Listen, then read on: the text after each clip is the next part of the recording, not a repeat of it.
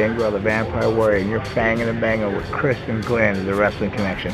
It's a tremendously positive podcast on how pro wrestling connects all age groups and all fan bases, but mostly all the different age groups in pro wrestling. So check out Chris and Glenn's Wrestling Connection right out of Scotland, UK.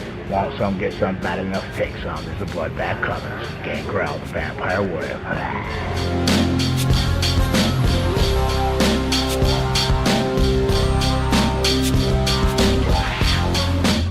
Hello everybody, welcome to another episode of the Wrestling Connection podcast. We are here, it's episode number 29. We are almost at our 30th edition, and if you told me back in March that we'd be quickly on the road to number 30, then I would be very, very impressed with myself, with my future self, and the persistency of me and my good close personal friend Glenn, who is on the other line, and my co-host as always. Glenn, welcome back to TWC. A monster, there's something monster. No, that should really be week. next week's. That's next I know, week. but you said 30 and it got in my head. Sorry. But, what was the 29 theme? I'm coming home. Even though it was in New Jersey. But the persistence right. It's New York. Let's just get right off the bat here. Okay. This is a positive show. There's like for the worst WrestleManias, there's stuff that I like. You know, we talked about 27 obviously a couple of weeks ago. And sorry, I've just dropped my pen. I'm just gonna bend right down and pick it up. Okay. Does it sound really far away? Yeah, you do. I like that though. Yeah, okay. That's fine. So 29 is a kind of a good amongst the bad. There's good bits, there's bad bits. But one thing we need to say very quickly about WrestleMania 29 is that it wasn't in New York. It wasn't. It was in New Jersey. MetLife Stadium is in New Jersey. Well, you can't tell. I know that. You need to tell that to Vinnie Mac or whoever does the location scouting. I don't know. He knows that, but he's still going to go there, build a big plastic Statue of Liberty, and give it the Statue of Liberty. Yeah, in New Jersey. I remember that promo was when the first time I'd seen him with his old hair back. That's right. Yeah, I like that though. Do I like that? I was going to say I like it when they reveal the arenas and what they look like, but I kind of like the opening pyro, and that's the first look you get. That's what it used to be like, remember? Yeah, so I like to see the opening pyro and then see the stage for the first time. That's what it used to be, you know what I mean? Like, you used to watch these pay-per-views and then it would be the pyro, and then you would see the Vengeance stage for the first time, and you'd go, okay, this is what Vengeance is going to look like this year. Same with SummerSlam, Survivor Series. I took all that stuff so seriously. So it was nice every so often when they reveal like the WrestleMania stage and stuff, because it's like epic. But I do like that. And I guess it's more special now because it's only the WrestleMania stages that look different now. Yeah. So, I don't know. But the WrestleMania 29 one, I must say, is one of the most impressive they've ever done, I think. Yeah, I think my absolute favourite, though, was 2017 WrestleMania 30. Absolutely. Definitely the most epic and awesome one ever. It's crazy. You can't beat it. And that's the one thing, like, we have, ever since episode 1, we've from time to time talked about this year's WrestleMania and how, you know, we really admire what WWE did. And I kind of hope that, like, even, like, obviously now we're, you know, nearly at the end of the year, and, you know, WWE have, you know, since kind of gone from, like, totally pimping up the Performance Center to the Thunderdome to the Capitol Wrestling Center, all these really innovative ways around this situation, cinematic matches. Yeah. But it started off with just that warehouse, and so obviously you didn't get the big presence, but what they managed to do to compensate was impressive, and I hope we don't lose that perspective on it, because it's going to look really kind of rubbish in comparison to what WrestleMania 37 is going to look like, because I don't think WrestleMania 37 will be in a stadium. I know there's all these rumors, but if it's not, you know, it's still going to look more of like a WrestleMania than what this year's did. Yeah. But you have to wonder what it would have looked like at Raymond James Stadium, like this whole pirate ship idea, because they have the ship there, you know. It's part of the stadium, so like what they would have done to kind of add to that theme. Yeah. Well, what do you have memories of in terms of WrestleMania 29? Is there anything that jumps out at you straight away? I mean, I know what it is to me. There's one clear, obvious match of the night. Oh, well, yeah, and it's for you and me, it's the same one. It's very, very obviously Rock Cena 2. No, I'm joking. Oh, Ryback and Mark Henry. Yeah, do you know what? I enjoyed that. I really enjoyed Ryback at the time, because I was glad that Mark Henry won, because that's because Yeah. here's the thing, right? Me and like all my boys, Jamie and Robert and all that, we used to always meet up and watch WrestleMania live. And I used to always make a predictions poster where we all wrote our predictions, and I would get like a sticker book, and like, this is really funny. Like, I would like decorate it and stuff, and I did it. I only did it for WrestleManias 28, 29, and 30, maybe a couple of Rumbles as well. And we would tally up who was the winner of the predictions contest, and I think I was undefeated until 30, and I lost with the Undertaker streak. Oh man. But so I did it at 29, and I think I was the only one who predicted that Mark Henry would beat Ryback, and I don't know why. Don't know if I was just trying to be clever, but because I had no real inkling, but I just thought that, I just seemed to be what would happen. But obviously, we're talking about Taker and Punk, and that match is incredible, and because sometimes you get matches which are more about the entrances, and others that are more about the match, and then others that are more about the story. But that one did all of those things. Absolutely. Like, it's the entrances for both men are incredible. Like, that's my favorite Taker entrance of all time, and then of course CM Punk with Living Color. Enough said. The match is Taker's last great WrestleMania match. I would say his last great one until the Graveyard Boneyard match. Yeah, truly, it's definitely his last great in-ring singles match. It's a great story, and as awful as it was that Paul Bearer passed away in real life. Yeah. And I know some people didn't like the fact that they brought that into it, maybe thought it was a step too far, but I just thought it made him, CM Punk, look like this guy that we all want to cheer for. It made him look like even more of an asshole. Like, you just wanted him to get his comeuppance, Mm-hmm. And if you can do that to me, like, and I was maybe 22 at the time, I think, totally capable of being totally smarky, but I still just wanted to see the good guy beat the bad guy, Yeah. I thought, for me, we talk a lot in the wrestling fan community about 5-star ratings and all of that, but that's my kind of 5-star match, which Absolutely. has all of those things: great wrestling and a great story and a great spectacle. And it did all those three things. Ticks all the boxes. It what really was, and Taker really had that great run of matches from WrestleMania 23 through to WrestleMania 29, those 6 years, and that was the last one, I think. And so I love it, and I'm sure that there's probably other matches of the night that are good, but I can't really recall. Match, the opening Shield match, it's Shield versus Big Show, Orton, and Sheamus. And that's right, because it was originally Ryback, but then they took Ryback out of the match for Henry. I remember saying at the time, I was like, that's as good of a 6-man tag as you'll ever see. Because it's like quick pace, and there's a good story, and there's high spots, and it's like 20 minutes long, and it's a perfect pay-per-view opener. We talked about that a couple weeks ago. And then, but Punk and Taker, it's one of my favorite matches of all time. I love Punk's gear. I love the purple trunks and stuff. I love the entrance. I love the fact that Heyman's there with them. I love Taker's entrance, obviously. But I was so torn at the time, because obviously I've said before, Taker's my favorite wrestler of all time, but CM Punk was my favorite wrestler at the time, And just seeing the two of them, it was a dream match, literally, and seeing them two at WrestleMania, it's like the first time in so long that I didn't want Punk to win. It was crazy. A weird feeling. And I thought at one point it was definitely going to go Punk's way. And looking back there, I'm really glad that it didn't go Punk's way. But there was a part of me after the match, I was like, I kind of think it would have been really cool if Punk won there. But imagine that happened, and now we're in the situation we're in now. It would be a bit of a disaster. But I mean, look what it did for Rock. It was, the best thing they could have done for that show, really. One thing that actually benefited the show and the company more than Daniel Bryan going over in the main event was having the streak broken. You didn't think about it at the time, but then you saw what happened with Lesnar. Then you realised how good of a thing it was, So I'm kind of happy that Taker did hold off until 30, But I love that match. I've watched it so many times, and as you say, yes, it is exactly that, our version and understanding of what a 5-star match should be. And I think it's a sort of WrestleMania match that everyone should kind of look at and pattern their matches over, because it's not too long and there's not too many false finishes, and it's cool and it's fast paced, and I don't know, great match.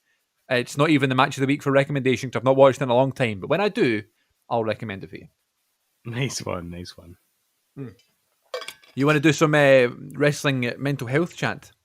Oh yeah, so we don't have a jingle for this, folks, but I thought we could.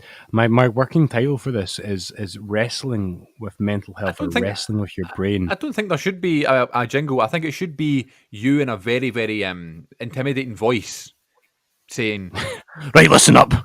the big man for June. Oh, I love the big man because we talked about that a couple 2 or 3 weeks ago, Yeah, didn't yeah, we? yeah. Ronald Villiers. I mean, so much of what the big man said is so wrong, but I just love the idea of that character. This one kind of guy that is the authority on everything. Everybody Like, knows who he is, and everybody's scared. All he needs is the Big Boss Man theme song. gonna be you so bad that your Wayne's gonna be asking his mammy why there's a pizza at the door. Try me again. Oh God! Right, that's what it should be. Wrestling with your brain. There we go. That's the jingle. Ready? 3, 2, 1. Wrestling with your brain. Your brain. There you go. Yeah, I'm right. It doesn't need to have this big polished thing.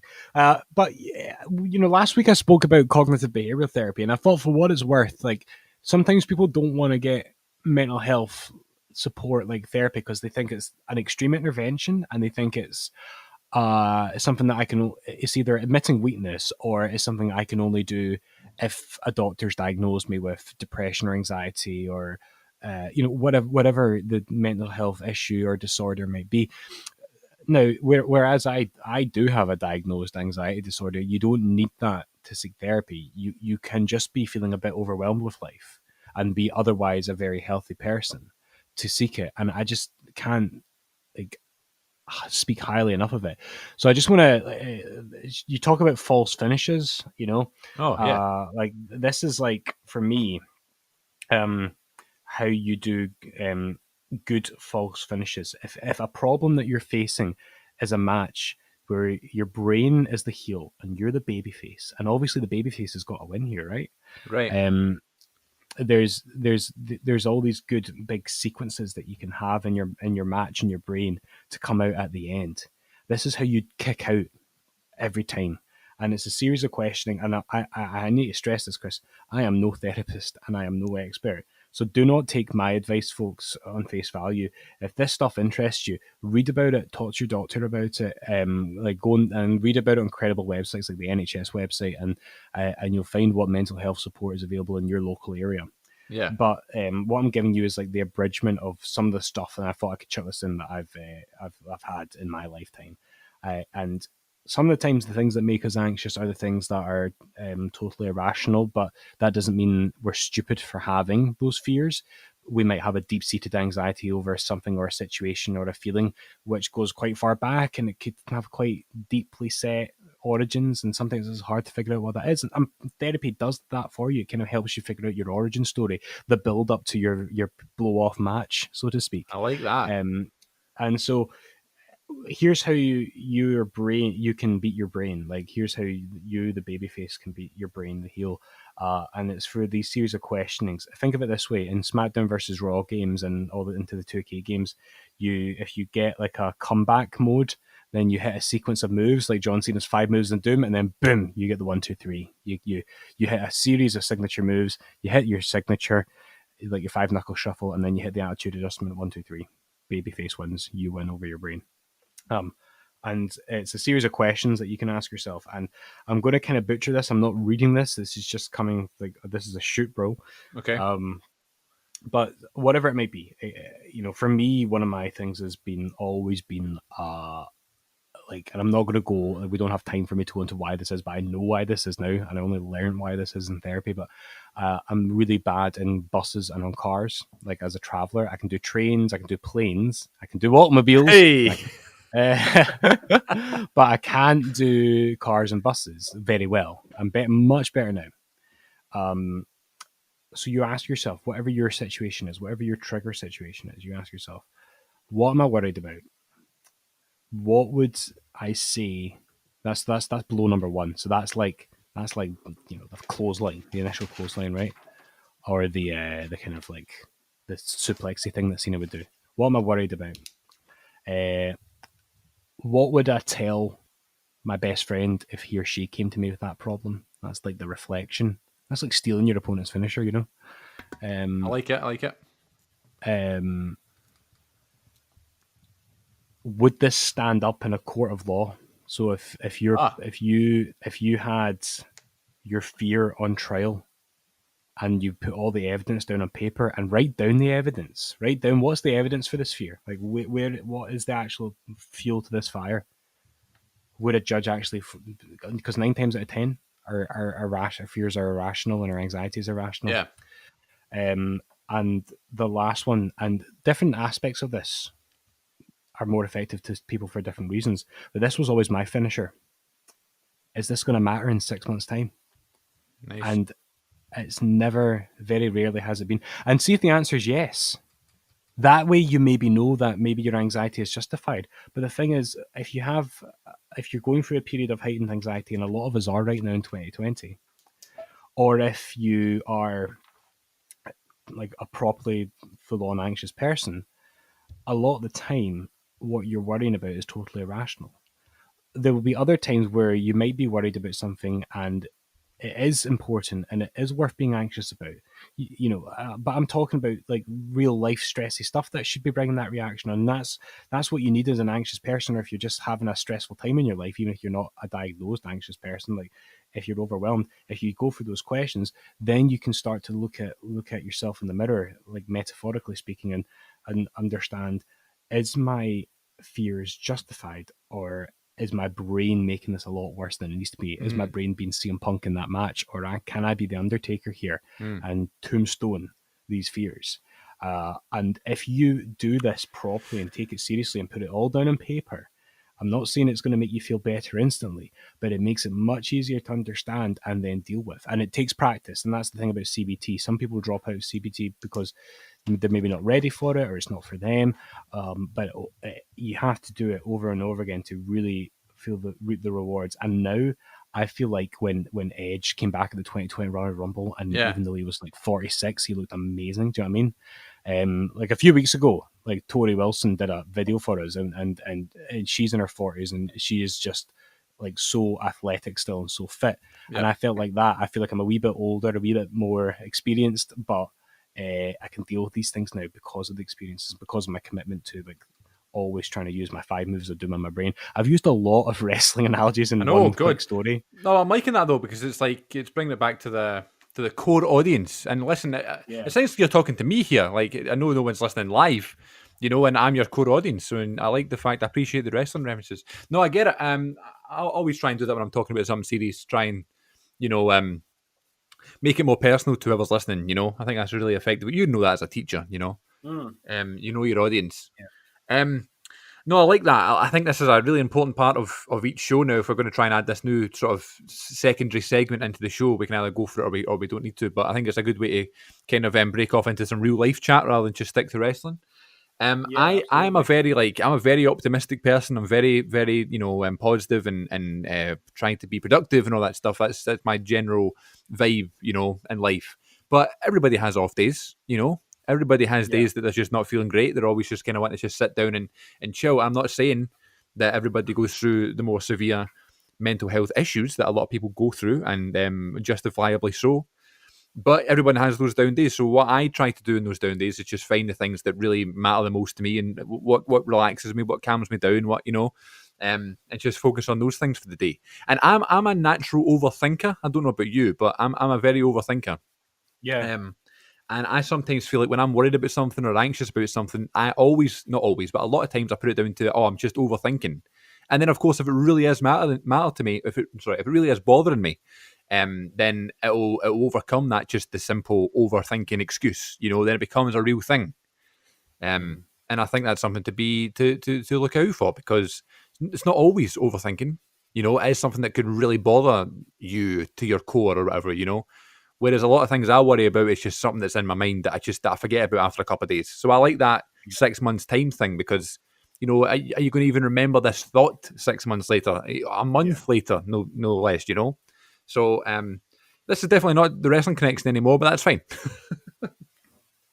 It's important though, it is, yeah. Like the wrestling industry, especially here in the UK, with everything that's happened in the UK wrestling scene this year, I think it needs to kind of grow up a little bit. And part of that includes being a wee bit more mindful of this stuff, not just your own mental health, but how your actions as an individual, and when I say you, I mean us Yeah. all in general, can impact the mental well-being and the feelings of others. And these are the conversations I have with young people as a teacher, because teenagers, and this is not a patronizing thing, but teenagers don't have ready-built empathy. That's a skill that you develop with age and maturity.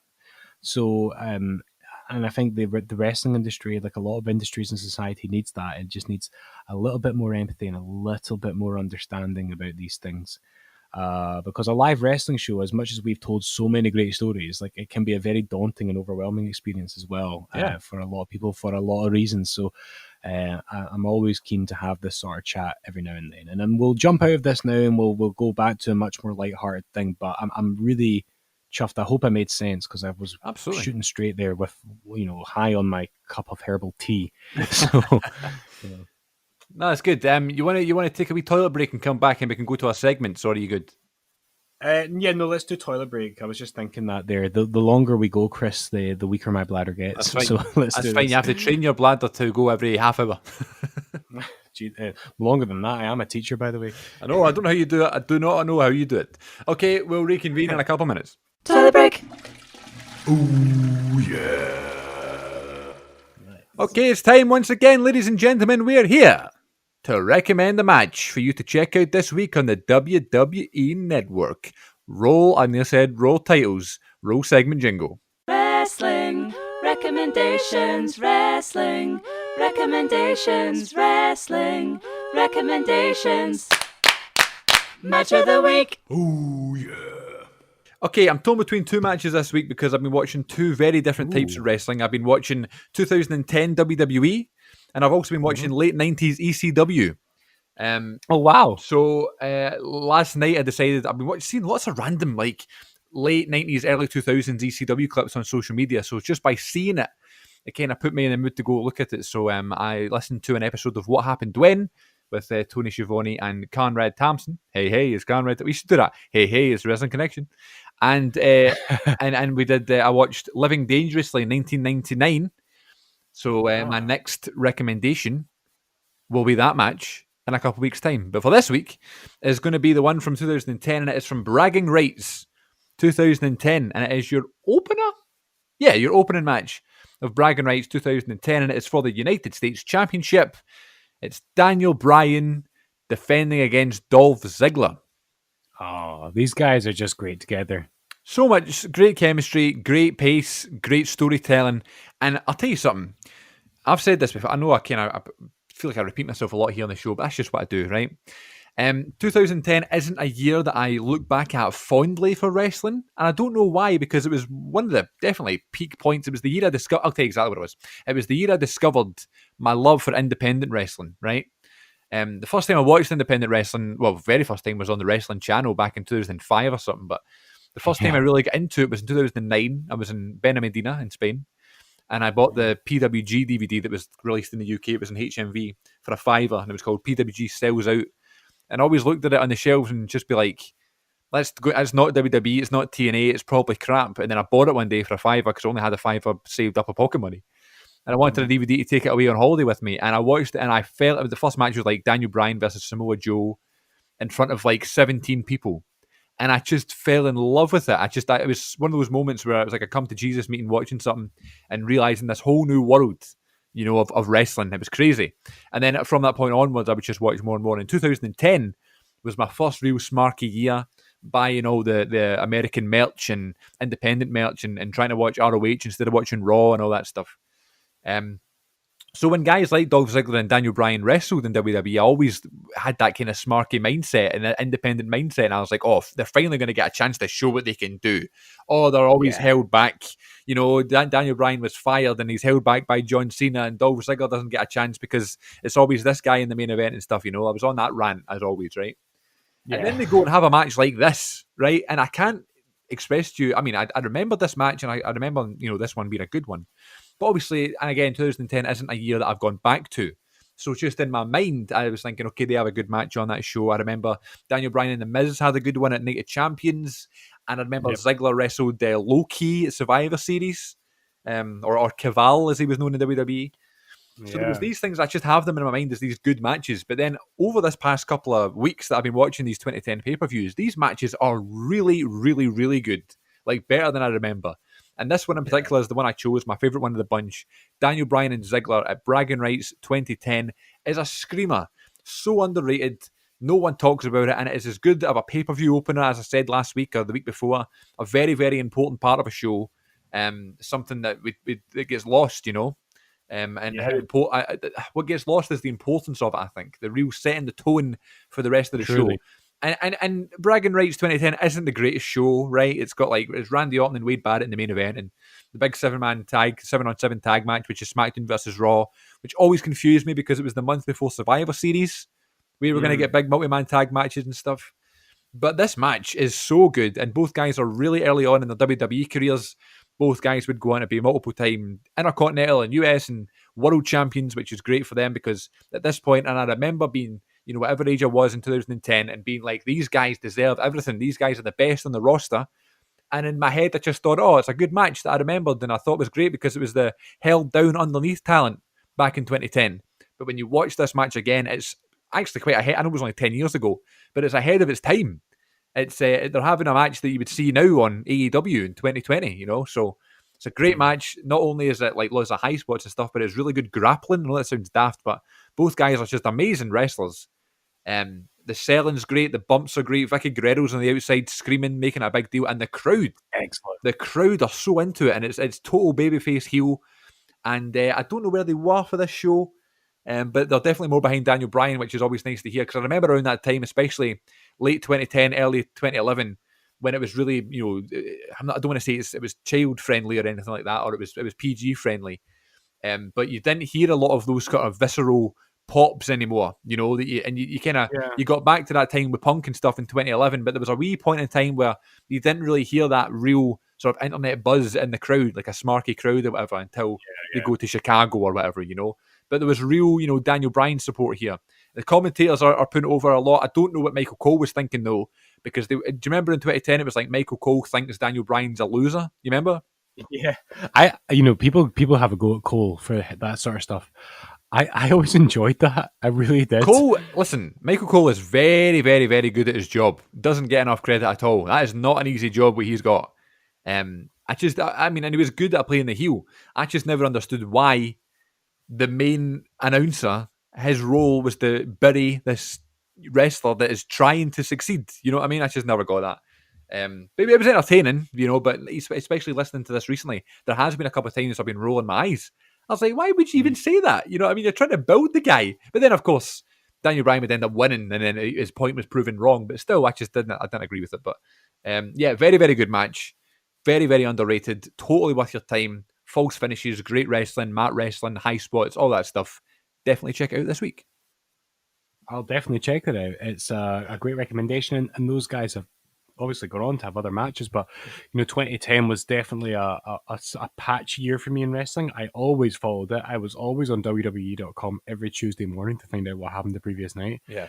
But in terms of watching the product full, I didn't have the means to. So, a lot of the less headliney stuff, such as this match, I would miss. So I always dig it when you pull something out from that era. They had a good match the night after WrestleMania 31. Daniel Bryan won the Intercontinental title at WrestleMania, and he was still having those head problems, wasn't he? Like those concussion problems. And the finish of the WrestleMania ladder match is him and Ziggler headbutting each other at the top of a ladder. And then they have a rematch the night after on Raw, and I remember thinking at that time, these guys have great chemistry, and now thinking back to that 2010 match, it's like that's when it started, So that's cool. Yeah. So definitely check it out if you're looking for something to watch when you're marking this week. Nice one, man. I'll crank it on the network at some point. Thank you for that. Oh, are you thankful for that segment? Oh, I see what you did there. Oh, boom, roasted. Still funny nearly 7 months later. I don't know about that, but there you go. Right. I'm assuming, have we just heard the jingle? Is that what's happened? Yeah. Well, I didn't know you could go that high. Yes, listen, it's the singing training when you go to acting school, they teach you how to sing for 1 year of it, and I hated singing class. I didn't mind. I've been in a musical before. I've been in multiple musicals, but I didn't necessarily mind singing class because I needed the help. I didn't like performance class when it was singing week, because then you had to, because you were linked up with the musical theatre students who were all great singers, and they would try and critique you from their seats, which was always just a pain in the arse. So if you're out there and you're an MT and you're thinking about trying to help an actor when they're struggling to sing whilst they're singing, don't do it during the song. Wait till after. They'll appreciate the help. Just don't try and condescend them when they're doing it. Anyway, moving on. Good acting advice there, folks. What I'm thankful for in wrestling this week. Oh yeah. Oh, I do enjoy that jingle. Right, so there has been two things on Twitter now recently in the last couple of weeks about this. BT Sport on Twitter is an absolute godsend, by the way, and that's not what I'm thankful for. I'm not thankful for this week, but in general, I'm thankful for BT Sport on Twitter. But they put out this thing to say, well, I'll tell you first. This week, Chris, I am thankful for selling the Stone Cold Stunner. Oh, what an absolute a beauty of a suggestion, my friend. Tell me more. So, I think, really, if you think about it, if you have the kind of years of wrestling viewing, like I was peak Attitude Era in my fandom, right? So, no one sold the Stunner better than a combination of The Rock / Shane McMahon. Now, The Rock gets all the credit. Yeah. And it was The Rock who was tweeting about this recently. And today, on day of recording, BT Sport put out like another tweet which has every televised Rock Stunner ever. I mean, I want to know who made that. Do you know what I mean? Like who was told to sit down and look through every single televised Stunner and put together a compilation? Because I know from experience that takes ages, but what a great job that would have been. I was going to say, like, I think, assuming yes, I'd love to do it, and it's beautiful to watch the evolution because he starts taking them really plain, right? He starts kind of like just taking them like straightforward, and then it evolves into the Rock Stunner that we always know. Which leads me to my next question, Chris: are you aware that there are 3 ways to take a Stunner according to history? Is it exactly 3? It's exactly 3. So you either take it and you just crumble, which is the way The Rock was first taking them, and it's the way that maybe like the Big Show would take it. Bigger guys. Then there is the Rock way, and how would we describe the Rock way of taking it? It's the same way that Shane takes it. It's almost as if that Stone Cold's shoulder in that sort of area is like rock solid. And you know the way in like a superhero film, like if like the Hulk was to punch you or something, it's like the Hulk doesn't move, but whoever is getting punched flies back. A bit like Nick Patrick when he gets punched, when he takes a ref bump. So it's kind of like that. So the Rock would bounce up off of Stone Cold's shoulder. I use that Hulk and Loki gif quite a lot for descriptive writing starters in class. So it's like he flips around, he bounces off the rope, and what The Rock was saying on Twitter recently was that he did that as a ribble initially just to make Steve laugh, but it just caught on, and it seems like the right way to sell a Stunner. If you think about video games, like the animations for selling a Stunner often replicate that way of doing it. Like The Rock made that famous. But there is a secret third way of selling the Stunner, and do you know, my dear friend, to what I'm referring? Well, I have a couple in mind, but I mean, I feel like you've got a dead set answer. It's the Vince McMahon Electric Shocks Stunner. Of course, Madison Square Garden. The first time I think he ever took the Stunner, he crumbled a la the first way of selling it, but he added on his own little bit of paprika to the sale, where he just had these like, these kind of weird kind of Vinceisms. Vinceisms, yeah. And no one's ever done it like that since. I mean, why didn't Linda McMahon do that? Surely that's what she'd have done, because we all know that's the worst Stunner ever, isn't it? I was going to say, Linda McMahon's Stunner is probably the worst one, but I think she was trying to be distinctive, because clearly if she'd just taken a Stunner as if a Stunner was a real shoot move, then she still wouldn't have sold it like the way she did. The only person that can better, or should I say, the only person that can maybe trump Linda's Stunner would be, of course, the current, I don't know current on air date, but as we're on recording date, the current president of the United States, Mr. Donald Trump at WrestleMania 23. I still think that might be the worst Stunner in history, but Linda McMahon gives him a run for his money. Right. Say what you want about the man's politics, but I mean, this is something we can talk about some other time, but I've always liked Donald Trump, the wrestling character. Yeah, me too. Do you know what I mean? I resent the man and It's the politician. ridiculous. But like, I loved him when he was. You see, before all of this, I loved him when he was just fun-loving Donald Trump. Used to I stick like- it to Vince McMahon. Like the wrestling fan, you know what I mean? Yeah, exactly. But yeah, like, do you remember when he first became president and like all the McMahons went to the White House and sat in the That's Oval right. Office and they Triple took that H was picture there. of all the kids? Yeah, like it was like Stephanie, Shane, Triple H, and all their kids. And Vince and Linda, because Linda's in Trump's cabinet. Yeah. And someone commented on Twitter saying Steve Austin has legitimately stunned 45% of this room or something like that, including the president. I know, more than 45%. It was only the kids that hadn't been stunned yet.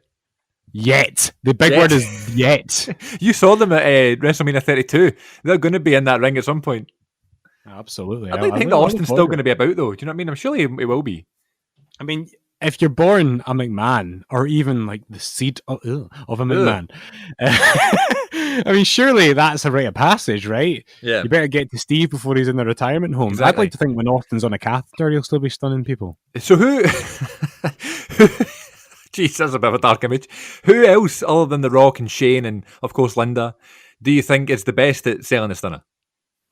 I mean, there's been a few really good ones. Kane always had a good bounce for a big man. Yeah. But there So was, did I Taker, I remember. thought. Yeah, I remember. Like the Hardys and Lita. They wrote in like the autobiography. I think it was Lita's autobiography. Maybe Lita's, yeah. She talked about how that angle with the 2-man power trip where they beat them up with the chairs on Raw.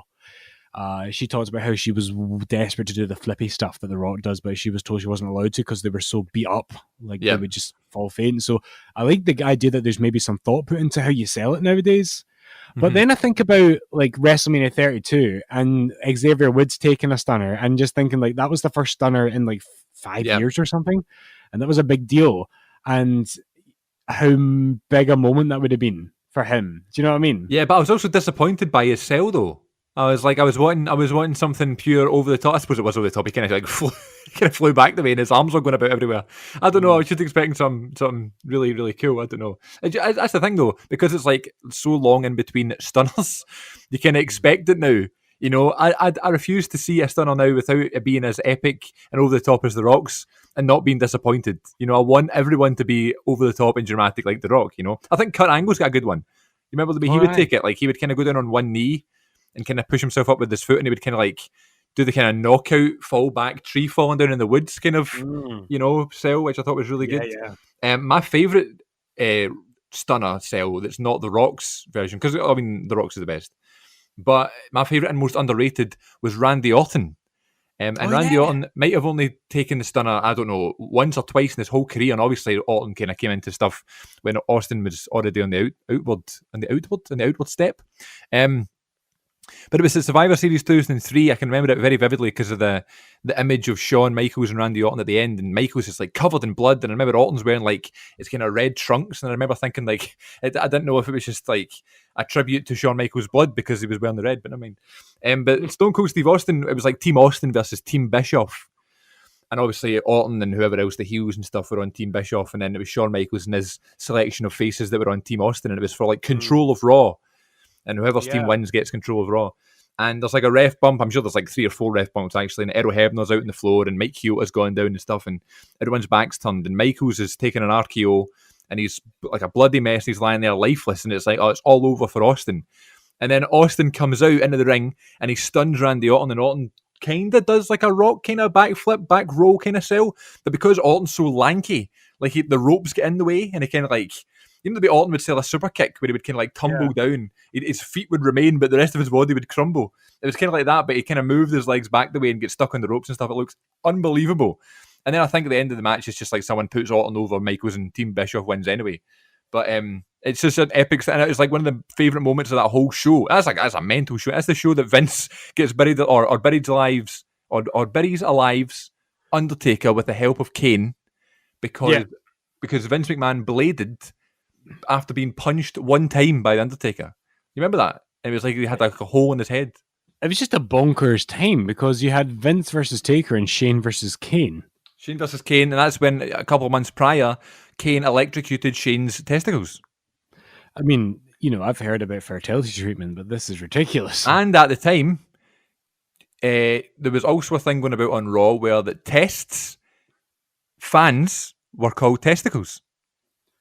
I mean, there's a theme here. There's a what's theme. going on? What's going on, Vince? Vince McMahon has it. Anyway, moving on. Well, that's a good suggestion for Thankful this week. Shout out to The Rock, Linda McMahon, Donald Trump to a slighter degree, Randy Orton, and anybody else. I would love to hear your suggestions, actually. If anybody's got any suggestions out there, if you'd like to contact us on social media, Twitter is @WrestleConnect1 and Instagram is @WrestleConnection. Please let us know your favourite sellers of the stunner. And we can maybe report back on social media or in a future episode to see if we get any fun ones. I feel like I'm forgetting one though. Is there like a pure epic one that I've forgotten? I don't know. I can't really picture it. No, But it's definitely the most fun move to take, I think. Like when I was doing like trampoline wrestling stuff back in my youth, I used to love taking the stunner. I would definitely do the backflippy thing, and because it was on a trampoline, I could like bounce out the stuff, Thank you for the audio cue, my friend. It is now time for Random Wrestler Recollection, one of my favourite segments on the show. If you're new here, basically what we do is we reach into this random box of random wrestlers and pick out a random wrestler. And we just give our thoughts off the top of our head. Glenn, are you ready for this week's random box? What happens when the box runs out? Oh, I'm going to fill it up again. Okay. Maybe I should get someone else to do it so I completely have no idea what to expect. Okay, we have the animal. Baptista. Go on then. Baptiste. I was like, Alberto Del Rio, as we used to say. Baptista!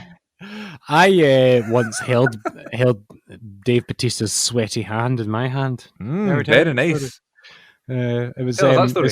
It's funny because it was like I must have seen him wrestle a bunch of times over the years, but this was the Raw show in 2008 where like Shawn wrestled JBL. You know that one? Yeah. Shawn Michaels waved to us that show. We were like down too many wave to us. Yeah. So it was Batista and Ray versus Jericho and Orton in the main event. That's right. And at the end, they were all kind of leaving, and me and my pal Billy were kind of like fourth row for that show. But at the end, we kind of went down to the front. And my logic was, even though I was like 17 at the time, and quite lanky, I was like, well, do you know what? The kids have been running down to the front all show as they always did at those Sprayhead shows, and I'm going to go down and get some high fives or some kind of wrestling interaction. So I may have patted a sweaty Randy Orton and a sweaty Chris Jericho on the back. Lovely. And then Batista came and he was doing his kind of like, he was just kind of high-fiving and stuff. And when he got to me, I don't know if it was because he expected me to be a 4-year-old and he realized I was much older than that, because most of his clientele in this moment was like children. Yeah. But he high-fived me and he kind of gripped onto my hand and looked at me for a second and then just moved on. Do you know what I mean? It was like a split second. As if he's going, who the F is this weirdo? Yeah. Getting away with all these kids. And then immediately after he'd passed, this guy tapped me on the shoulder and went, move! It's like this dad with his way. And I was like, I didn't deliberately block your kid from getting here. I'm standing here right now. Like, this isn't your seat either. Like, but anyway, so I was that to think that like I was at that show and you were at that show, but we didn't know each other. And like I was up in the tiers, I could technically probably see you from my seat. Yeah, the moment I nearly got Batista bombed. Yeah, by that guy's dad. Aye, right enough. That was it. So yeah, that was. So that's like, but apart from that, I think as a wrestler, and I just know, you're going to agree with me here. But as a wrestler, I think Dave Batista is criminally underrated in terms of a storyteller, in terms of psychology. Big match feel. Yeah, he's great for big matches. His feud with Triple H, his feud with The Undertaker, the two big ones that stand out to me. But yeah, the other ones, his Cena matches were great. Cena matches were great. Rey Mysterio matches were great. Absolutely. I just I'm grateful that he passed through wrestling. I don't know if his time in wrestling, even though he was a bona fide legend, main eventer, and Hall of Famer, is he a Hall of Famer yet? He will be. He will be, but then it got postponed, didn't it? That's right. So even though that is inevitable, I still don't know if he got quite what he deserved. Do you know what I mean? But at the same time, you can't complain because he got the ending that he wanted and he deserved. And maybe that last Triple H match could have been better. And is it up there with his other Triple H matches? No, but it is fine, and it worked. Yeah, it worked as a like it wasn't an embarrassing match. It was a good fun match, and I was so excited for it at WrestleMania 20, Yeah. 35 rather. And I think that's he should be one of the few that stays out of retirement now. I think that's a good way to close out your career. It's very poetic. Yeah, I loved the nose ring thing. Remember that? Oh yeah, oh god. That was so good. It was like up there with like the Randy Orton, Jeff Hardy ear piercing thing. Like it's just like Yeah. you kind of go, oh, why even? Because like back when Batista was doing his thing, like how frequent and how what's the word? How common were nose piercings in wrestling? You know what I mean? Very few and far between. So let's use it now. You know, and I love the fact that Batista kind of was like, that's the match I want to go out with, and he just was very persistent with it year after year, and then he just got it. And then remember that was that promo. He was like, "Give me what I want," and then Triple H was like, "I'll give you what you want, what you really, really want." And I thought that was hilarious. And then Batista's return with like he attacks Ric Flair backstage, still using his theme song and all that stuff. Even though he did fall getting into the ring at WrestleMania 35. That was a shame. It was almost like it didn't matter though, because he was just like he just shoved it off. Could he have shrugged it off before? Because he was supposed to be playing this kind of cool, big baby face back in the day. But then when he slipped at WrestleMania 35, it was kind of all right because it's just Batista, and that's when you reach that legendary status. I think Batista's one of the biggest stars of my lifetime in my fandom because he was, top 2, 3 main man back when I was really, really kind of developing into, a big wrestling fan and growing up through wrestling. I'd throw him in the mix with John Cena, Rey Mysterio, and The Undertaker. I'd probably say around that time as the biggest stars. And he's right up there. He holds a candle with all of them. He can't be discredited for his work.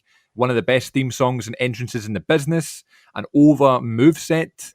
Nothing but good things to say about him. I did go through that phase though, where I was like, Batista's the worst wrestler on the planet, and that was in like 2010. But then he turned heel and done all this great work. And I was like, my mate Grant was like, he loved all the heels anyway. So he was like trying to tell me, no, like Batista's doing some good stuff. And I was still in that kind of phase. I was like, nah, he can't wrestle, blah, blah, blah. And like, because that's what I knew back in the day. Yeah. But now watching back and seeing the stuff with Rey Mysterio and John Cena and all that stuff throughout that kind of summer and Randy Orton and that sort of stuff, he was so great. He was such a good heel, so dastardly, and someone that you didn't want to mess with, let's put it that way. So big fan of Batista, and even these days, he's just so funny on Twitter, and he seems really down to earth for someone who is incredibly successful, and there he is in Guardians of the Galaxy, and he was in a great film last year called Stuber, and he was a film called My Spy, which apparently was really good. Bunch of good stuff, so nothing but praise for Big Dave. Do you agree? Absolutely. I'm really glad at his subsequent success. And yes. Here's the thing, right? See, back in the day in wrestling, when you would see him in promos and stuff, or just kind of gauge his confidence in the mic, I would never have thought that he would be a good actor. But, I mean, credit to him. He's basically taken everyone who's criticised him and shown them where they can stick it, because he is a good actor. And I think he said in one of his documentaries that was actually a real outlet for him and his confidence as a performer. And he's amazing. I mean, Drax is like the defining role that he's had, but he's had all this other stuff as well. And, if he wanted, he could leave it at Drax and still go down in history as a great actor, but he's continuously been cast in other things, and James Bond, etc. And do you know the funny story about his scene in James Bond? No, I've never even seen that Bond movie. So he has this moment where he's fighting Daniel Craig on a train, right? And what he loved about his character, what was his name? His character's name was like Gix or something like that. And like one of his favorite parts about the whole experience on Bond was that he never spoke. Like he was like this foreign villain that just was there to attack and kill James Bond, and he just loved the fact he was like this silent killer. But then when they were shooting, the director or whoever it was who was in charge of the scene was like, I'm not happy with the way that the character's being portrayed. He should have a line. Like, what line would you like to say? And Batista was like, I'd rather just not say anything. I want to kind of hold this true to my character. So the director's like, no, we need you to say one line. Let's just get you to say one word. What would you say? What one word would you say if you're about to like fall off a train? So like jokingly, Dave was like, probably just say like, I'm going to bleep this, but he was probably say something like shit or something. Yeah. And the director was like, great, let's use that. But because he was foreign, he was playing a foreign actor, or a foreign character, sorry. He had to like use this accent that he hadn't worked on, he hadn't been given, he hadn't, prepared for. It was just like a last minute thing. So the director took 3 or 4 different takes of him saying the word that in different accents with different intonations and different volumes, so they could pick their favourite one for the take.